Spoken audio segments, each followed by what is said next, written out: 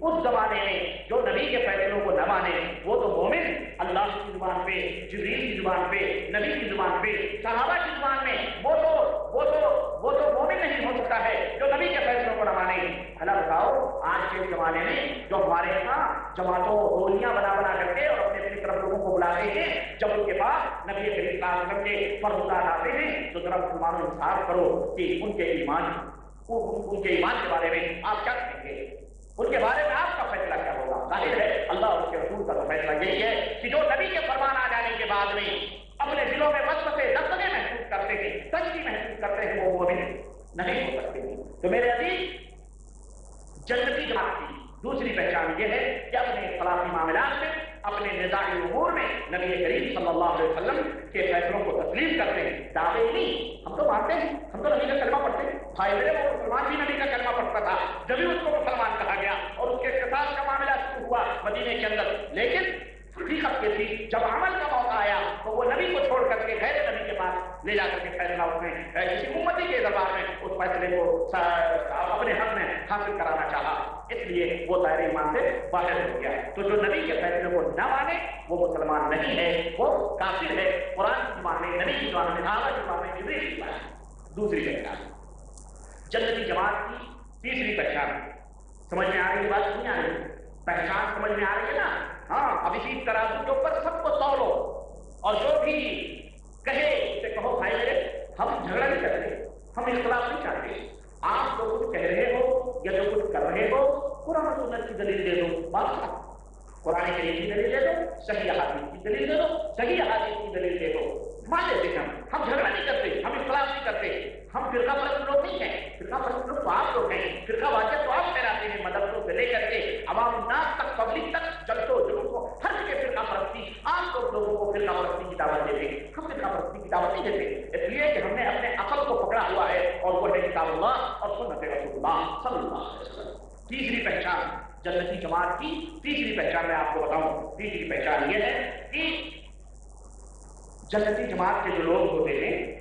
وہ اللہ اور اس کے رسول صلی اللہ علیہ وسلم کی باتوں کے اوپر کسی اور کی بات کو بطور دلیل نہیں پیش کرتے ہیں۔ اللہ اور اس کے رسول کی باتوں کے اوپر، اللہ اور اس کے رسول کے باتوں کو نیچے رکھ کر کے کسی تیسرے کی بات دلیل کے طور پر نہیں پیش کرتے، یعنی اللہ اور اس کے رسول کی باتوں کو ایک طرف ڈال کے صرف انہیں کی باتوں کو لے کے ڈھیلورے نہیں پیشتے ہیں، بلکہ اللہ اور اس کے رسول کی باتوں کو فوقیت دیتے ہیں۔ کہیں بھی کوئی معاملہ آیا قرآن کریم، نبی کریم کی بات اگر موجود ہے تو دنیا ایک طرف اور اللہ اور اس کے رسول صلی اللہ علیہ وسلم کے فرمودات ایک طرف۔ چنانچہ اللہ تبارک و تعالیٰ نے قرآن کریم میں حکم دیا، سورہ حجرات آیت نمبر 1، اللہ تبارک و تعالیٰ نے فرمایا یا ایھا الذین آمنوا لا تقدموا بین یدی اللہ ورسولہ واتقوا اللہ ان اللہ سمیع علیم، کہ اے ایمان والو، خطاب مومنوں سے ہے کہ اے وہ لوگوں جو ایمان لانے کا دعویٰ کرتے ہو، اللہ اور اس کے رسول سے آگے بڑھنے کی کوشش کرو، اللہ اور اس کے رسول سے آگے بڑھنے کی کوشش نہ کرو، اگر نہ کرو اللہ تبارک و تعالیٰ سننے والا ہے جو کچھ تم کہتے ہو اور تمہارے دلوں کے اندر جو کچھ بھی ہے سب جاننے والا ہے۔ تو جنتی جماعت کی پہچان یہ ہے کہ وہ اللہ اور اس کے رسول صلی اللہ علیہ وسلم سے فرمودات آ جانے کے بعد میں، اچھا یہ جماعت کی بھی پہچان یہی ہے اور یہ افراد کی بھی پہچان یہی ہے، یہ بھی سوچ لو، فردن جنتی لوگوں کو بھی یہی پہچان ہے اور یہی جنتی لوگ جب جمع ہو جائیں وہ جماعت ہو جائے، ہاں یہی جنتی لوگ جب جمع ہو جائیں تو وہ جماعت ہو جاتے ہیں۔ تو جنتی لوگوں کی بھی یہی پہچان ہے، جنتی جماعت کی بھی یہی پہچان ہے کہ اللہ اور اس کے رسول کے فرمان آ جانے کے بعد میں پھر اس کے اوپر کسی اور کی باتوں کو نہیں بیان کرتے ہیں، نہیں لاتے ہیں، نبی اللہ اور اس کے رسول کے اوپر کسی اور کی باتوں کو عمل نہیں کرتے ہیں۔ چنانچہ اس سلسلے میں ایک صحابی کا قول، اور وہ صحابی جو اپنے چچیرے بھائی تھے نبی کریم صلی اللہ علیہ وسلم کے، جن کا نام عبداللہ ہے اور جن کے باپ کا نام ہے عباس ہے، عبداللہ ابن عباس رضی اللہ تعالیٰ عنہ فرماتے ہیں اراہم سیحلفون اقول قال النبی صلی اللہ علیہ وسلم ویقولون قال ابو بکر وعمر۔ حضرت عبداللہ ابن عباس فرماتے ہیں یہ لوگوں کو کیا ہو گیا، میں تو یہ سوچتا ہوں کہ یہ ہلاک ہونے والے ہیں، یہ برباد ہو جائیں گے، یہ ہلاک ہو جائیں گے، میں تو ان سے یہ کہتا ہوں کہ قال النبی صلی اللہ علیہ وسلم، اللہ کے نبی صلی اللہ علیہ وسلم نے یہ فرمایا ہے، اور یہ لوگ کہتے ہیں ابو بکر نے یہ کہا ہے، عمر نے یہ کہا ہے۔ اللہ، یعنی اللہ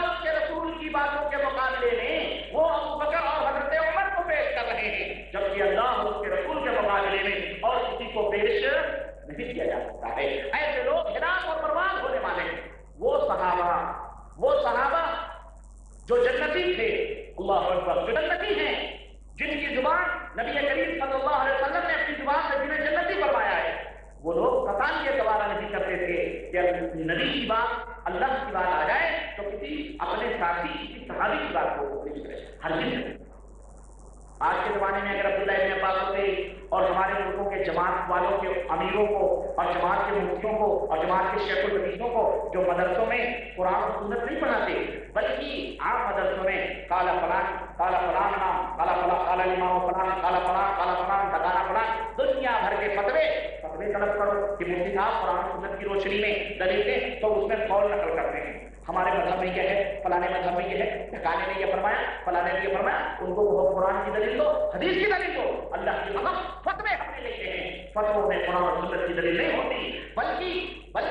یہ شامی ہے، یہ جو ہے کیا کہتے ہیں، شامی ہے، یہ قدوری ہے، یہ شرف آیا ہے، یہ بتاوا گیری ہے، یہ فلانا ہے، ٹھکانا ہے، ان سے کہو اللہ اس کے رسول نے کیا فرمایا ہے، اللہ اس کے رسول کی باتوں کو دلیل میں نہیں پیش کیا، ان کے یہاں قرآن و سنت کی کوئی ویلو اور اہمیت نہیں ہے، بلکہ فتوے پیش کیے جاتے ہیں۔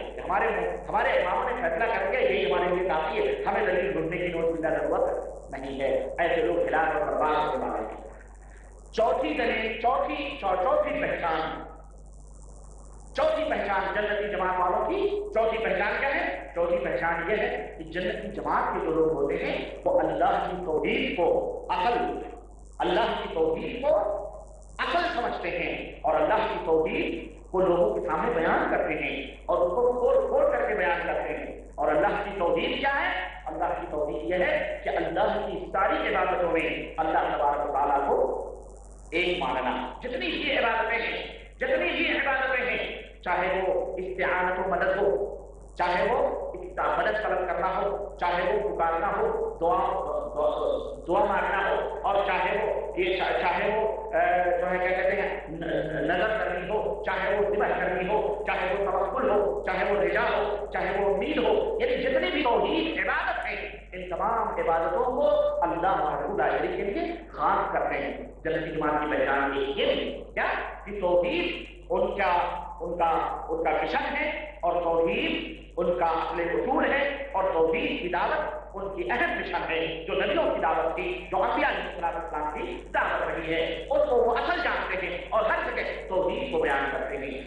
عبادت میں کسی کو شریک نہیں کرتے، اللہ سے پر بھروسہ کرتے ہیں، امید رکھتے ہیں اللہ سے، اللہ سے ڈرتے ہیں، اللہ کے لیے نذرونیاں، اللہ کے لیے ذبح، اللہ ہی کو خوشی ہو یا غم ہو اللہ وحدہ لا شریک کو پکارتے ہیں، اللہ وحدہ لا شریک کی طلب کرتے ہیں، اللہ وحدہ لا شریک کو یہ مدد کرتے ہیں۔ وہ وسیلہ اور یہ تمام سب جو ہمارے یہاں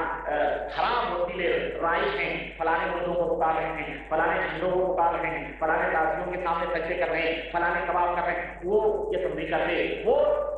نفع اور نقصان کا مالک صرف اللہ وحدہ لا شریک کو سمجھتے ہیں، اور جتنے بھی قسم کی عبادتیں ہیں تمام عبادتوں کو اللہ وحدہ لا شریک کے لیے خاص کرتے ہیں۔ اور اسی طرح سے وہ جب حکومت کی بات آتی ہے تو وہ انہی بنیادوں کے اوپر اسلامی حکومت کی بنیاد بھی رکھنا چاہتے ہیں۔ جنتی جماعت کے لوگ صرف دعوے نہیں کرتے بلکہ حقیقی توحید کے بنیاد پر اسلامی سلطنت اور اسلامی حکومت کو چاہتے ہیں کہ جب بھی کوئی بنیاد بنے، اسلامی حکومت بنے، تو سب سے پہلے اسی توحید کی بنیاد پر بنے۔ چنانچہ جنتی جماعت کے لوگ شرک کے جتنے بھی مظاہر ہیں، شرک کے جتنے بھی آثار ہیں، شرک کی جتنی بھی نشانیاں ہیں، وہ سب سے پہلے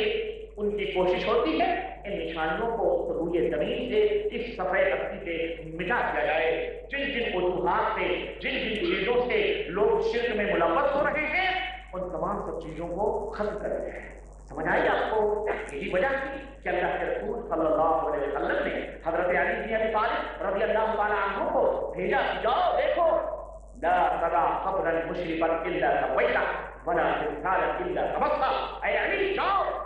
دیکھو جہاں کہیں بھی اونچی قبریں نظر آئیں اس کو توڑ دو، اور جہاں کہیں بھی بت نظر آئیں اس کو ملیان میل کر دو، انہیں مٹا دو۔ تو میرے نبی صلی اللہ علیہ وسلم ایک اسلامی سلطنت کی بنیاد آپ نے رکھی، اور جس کی بیس یہ تھی تاکہ مسلمانوں کے اندر چونکہ شرک اسی قبر پرستی کے راستے سے آنے والا تھا. یہی وجہ تھی کہ اللہ کے نبی صلی اللہ علیہ وسلم اس تعلق سے بہت زیادہ سخت تھے کہ آپ کو یہ بھی منظور نہیں تھا کہ کوئی قبر اونچی ہو کہ جائے کہ آج تو باقاعدہ سیمنٹڈ ہوتی ہے اور باقاعدہ اس کے اوپر جناب علی کیا کہتے ہیں سنگ مرمر کے پتھر لگائے جاتے ہیں اور جناب علی اس کے اوپر قبے اور گنبد بنائے جاتے ہیں. یہ ہوتی تو ایسے لوگوں کو اللہ کے نبی تو قتل کرنے کا حکم دیتے, وہاں تو اونچی قبروں کو مٹانے کا حکم دیا تھا اور آپ فرماتے کہ یہ جو لوگ ہیں ان کو بھی قتل کرو. تو میرے عزیز, اسلامی سلطنت کی جو بنیاد ہے وہ توحید کے اوپر ہوگی اور صرف زبانی نہیں بلکہ شرک کے جتنے بھی مظاہر ہیں, شرک کے جتنی بھی نشانیاں ہیں, سب سے پہلے ان کا خاتمہ. ان کو مٹاؤ, ان کو مٹا کے پھر قرآن و سنت کو نافذ کرو اور اسلام کو نافذ کرو. ورنہ ایسے ہی دعوے ہو کہ ہم اسلامی سلطنت کے لوگ ہیں اور ہم اسلام لانا چاہتے ہیں اور شرک یوں ہی جوانی کے اوپر, بدعات اور خرافات یوں ہی شباب کے اوپر رہیں اور تم کہو ہم اسلام لائیں گے. کون سا اسلام لاؤ گے بھائی, کون سا اسلام لاؤ گے؟ تم مندروں پہ توڑنے کی باتیں کرتے ہو. مندروں کو توڑنے سے پہلے ان بت خانوں کو ختم کرو, ان اخانوں کو ختم کرو, ان شرکیہ مذاہب کو ختم کرو, شرک کے اڈوں کو ختم کرو جس کے پیچھے چلتی بھگیڑی بیٹھ کر کے چل پیتے ہیں مزاروں کے پیچھے, جہاں کراکاریاں بدکاریاں ریپ بدکاریاں ہوتی ہیں. بزرگوں نے یہ نہیں کہا ہے کہ تم یہ تمام سب چیزیں کرو, لیکن ان کے ماننے والے یہ جو بدماشی لوگ ہیں یہ ان کے چھاتیوں کے اوپر جو ہے منوں کروڑوں ٹنوں کے عمارتیں بنا کر کے ان کی پرورش اور پوجا کرتے ہیں. تو جو بھی جنتی جماعت ہے وہ اسی بنیاد کے اوپر اسلام کو قائم رکھتی ہے اور اسلام قائم کرنا چاہتی ہے. جنتی جماعت کی پہچان یہ ہے کہ وہ اگر وہ غالب آئے تو وہ تمام شرک کی نشانیوں کو دنیا سے صفحہ ہستی سے نیز و نابود کر دیں. یہ چوتھی پہچان. میں مختصر طور پر اشارے کر کے آگے بڑھ رہا ہوں. یہ اشارے آپ اس کو سمجھتے جائیں. جنتی جماعت کی پانچویں پہچان, جنتی جماعت کی پانچویں پہچان یہ ہے کہ جنتی جماعت کے لوگ ہوتے ہیں وہ سنتوں کو زندہ کرتے ہیں. سنتوں کو نبی کریم صلی اللہ علیہ وسلم کی جو حدیثیں ہیں, نبی کریم صلی اللہ علیہ وسلم کی جو سنتیں ہیں اس کو زندہ کرتے ہیں اپنی عبادتوں میں. یعنی نبی عبادت جب کرتے ہیں تو نبی کریم صلی اللہ علیہ وسلم کی سنت کی پیروی میں جیسا نبی کریم صلی اللہ علیہ وسلم نے فرمایا ہے وہی عبادت کرتے ہیں. اپنی عبادتوں کے ذریعے سے سنت کو زندہ کرتے ہیں, اپنے معاملات کے ذریعے سے سنتوں کو زندہ کرتے ہیں, اپنے اخلاق اور عادات اور اپنے طور اور طریقوں سے سنت کو زندہ کرتے ہیں, اپنی زندگی میں سنتوں کو نافذ کرتے ہیں, اپنی زندگی میں اپنے گھروں میں اپنے محلوں میں ہر جگہ سنتوں کو نافذ کرتے ہیں, سنتوں کو زندہ کرتے ہیں. یہ جنتی جماعت کی پہچان ہے اور لوگوں کو سنت کے زندہ کرنے کی دعوت دیتے ہیں. یہی وجہ ہے کہ جب یہ سنتوں کو زندہ کرنے کی بات کرتے ہیں اور سنتوں کو لوگوں کے درمیان پھیلانے کی بات کرتے ہیں تو یہ ایک اجنبی سے لوگوں کے اندر اجنبی بن جاتے ہیں, بیچارے اجنبی ہو جاتے ہیں. لوگ انہیں ایسا سمجھتے ہیں کہ یہ کوئی دوسری مخلوق ہے, یہ کسی دوسری جگہ سے آئے ہوئے لوگ. چنانچہ میں آپ کو ہمارے بہت سارے بھائیوں نے بتلایا ہے کہ باتیں ان کی زندگی میں آتی ہیں کہ جب وہ قرآن و سنت کو لازم پکڑ لیتے ہیں اور اپنے اپنے وطن جب واپس جاتے ہیں بیچارے تو سنتوں کو زندہ کرتے ہیں تو اس کے اوپر ان کو عجیب نظروں سے دیکھا جاتا ہے. چنانچہ بعض مساجد میں جب وہ گئے اور مغرب کی نماز کے مغرب کی اذان ہوئی اور انہوں نے وہ سنت جو نبی کریم صلی اللہ علیہ وسلم کی ہے کہ جس میں آپ صلی اللہ علیہ وسلم نے فرمایا صلو قبل المغرب, کئی لوگوں کو مغرب کی نماز سے پہلے 2 رکعت پڑھو, صلو قبل المغرب, صلو قبل المغرب, مغرب پہلے نماز پڑھو, مغرب سے پہلے نماز پڑھو, مغرب سے پہلے نماز پڑھو. من شاء جو چاہے, وہ چاہتے ہیں کہ سنت کو زندہ کریں, لوگوں کے اندر متعارف کریں. تو جب وہ نماز پڑھنے لگتے ہیں تو لوگ عجیب و غریب نظروں سے دیکھتے ہیں یہ کیا پڑھ رہا ہے, یہ کون سی نماز پڑھ رہا ہے, کیوں وہ بیچارے ججوں کو یہ ملا نہیں نا بس یہاں تک کہ مولوی بھی نہیں بتاتا. اور بعض مولویوں سے جب لوگوں نے پوچھا کہ کون سی نماز پڑھ رہا ہے لوگ کیسے آ کر کے, وہ کہتے ہیں شامل لوگ. آسان جواب ہے کہ شامل مذہب کے لوگ اس لیے ایسا کرتے ہیں. دیکھیں یہ مصیبت نہیں تو اجنبی بن گیا بیچارہ وہ. اگر اس نے رفع دین کر لیا یہ کون سی یہ مکھی چھاڑ رہا ہے, یہ ہاتھ لا کنچڑوا مکھی چھاڑ رہا ہے.